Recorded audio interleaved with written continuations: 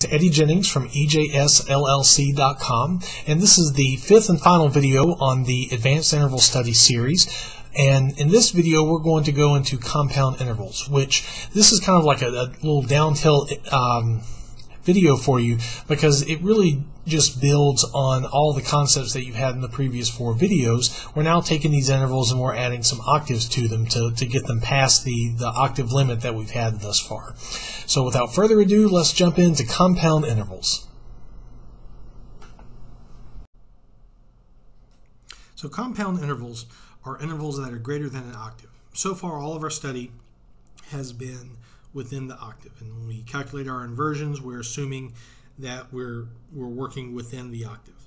Now when we start moving beyond the octave, we get into the idea of compound intervals, and I'm going to show you some examples of this. We're going to start at the octave. I'm going to be using C as our example. So we have a perfect octave. If we move beyond the octave, we have C to D. Well, if you continue counting, after 8 comes 9. So this is some type of a ninth. And really what this is a major second with an octave in between. So we would still call this a major ninth. And you can keep going with major 10th, perfect 11th,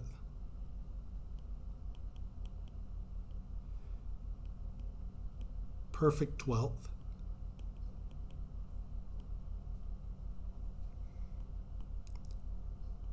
major 13th,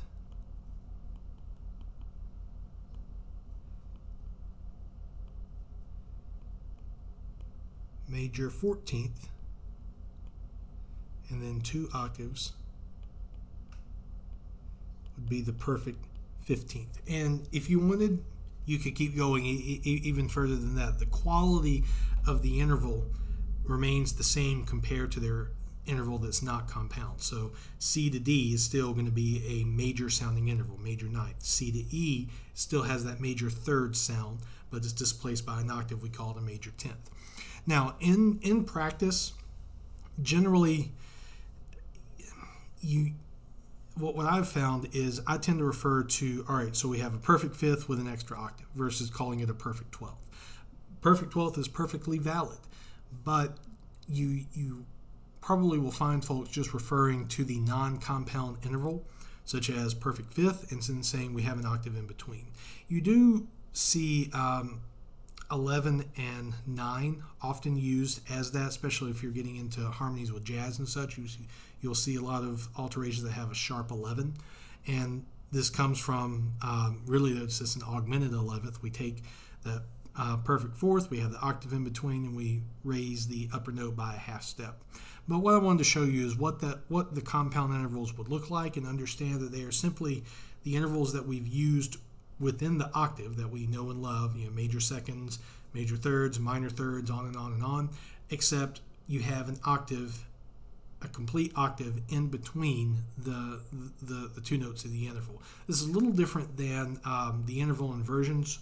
When I talked about displacing an octave there, even, for example, the ninth, even if I were to move the D down an octave, that's major second is not an inversion of minor ninth. That would be something different.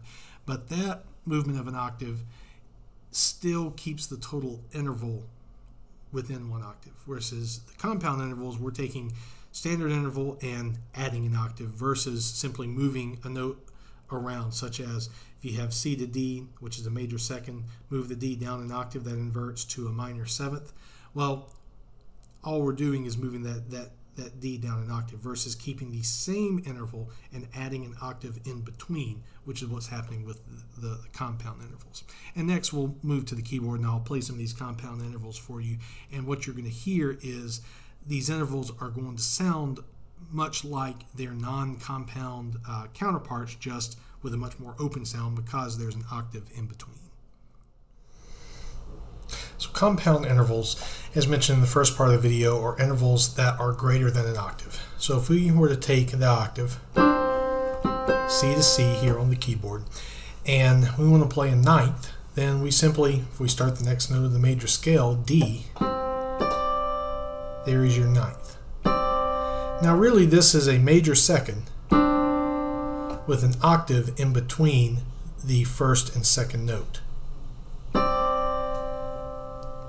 Now the ninth, even though it is composed of the same notes as the major second, has a little different sound to it. It's a little bit more open sound than the major second. The major tenth, let's see if I can reach, there it is. So that's a major tenth. So that's your major third plus an octave. Oops, there's your major tenth. Now my hand can't stretch to a perfect 11th and 12th, but notice for the 11th and 12th we still call those perfect as we had in the examples, because it's still a perfect fourth, perfect fifth, just with an octave in between. Now this is not an interval inversion. If I were to take the perfect fourth, and we talk about with the interval inversion, we will take the bottom note and move it up an octave, or the top note and move it down an octave. This, C, F, and then take the top note and move it up an octave. That's not an interval inversion. That is a perfect 11th.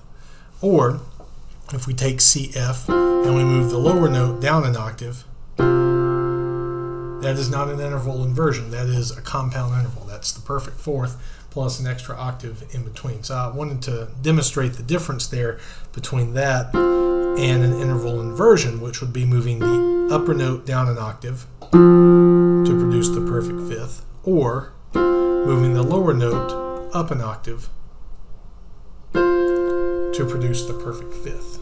So that's the difference between your compound intervals and inversions. And also, as mentioned, you typically, you'll hear ninth, you'll hear 11th, some. You'll also hear 13th some as well, especially when if you're getting into jazz harmony and such.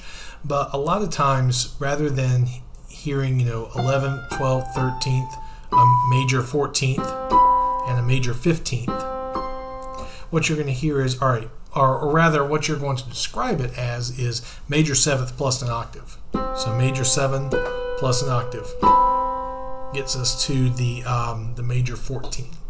And when typically we wouldn't say major 15 or perfect 15, we would say 2 octaves, right?